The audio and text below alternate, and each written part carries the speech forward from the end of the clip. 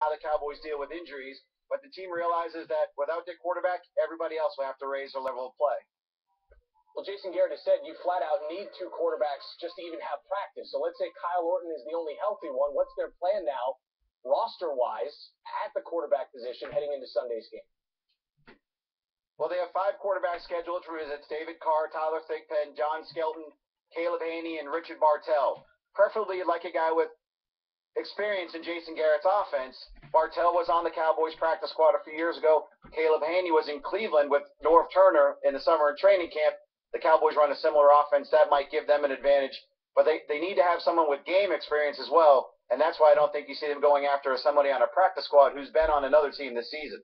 Well, you talk from an X's and O's standpoint. Let's go on the presumption now that it's going to be Kyle Orton under center, and one of those 5 that you just mentioned will get the backup job. So how does the Cowboys' game plan change with Kyle Orton taking the snaps in a game situation? Honestly, I don't know if it really changes all that much. They believe Kyle Orton can make all the throws that Romo can make.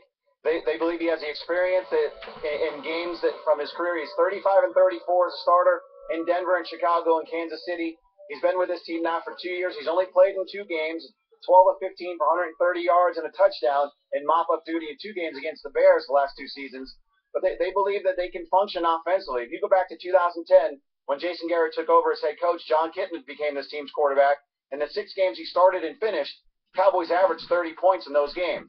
They can if Orton trusts the system, the Cowboys believe they'll have a chance to beat the Eagles on Sunday. All right.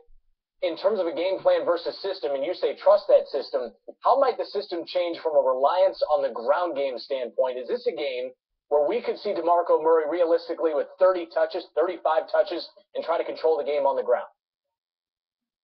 Absolutely.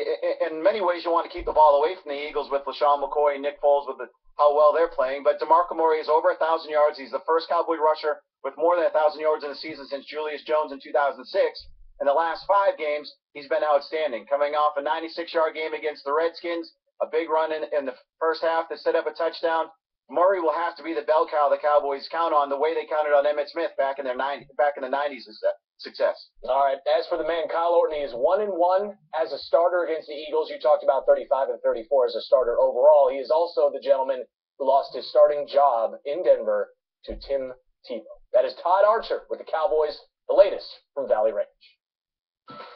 Randy, lots of storylines around Sunday's game. Bears and Packers. Green Bay got the win in the Bears got the win in Green Bay in Week 9. 442 yards of offense in that win. But Chicago comes into this one trying to shore up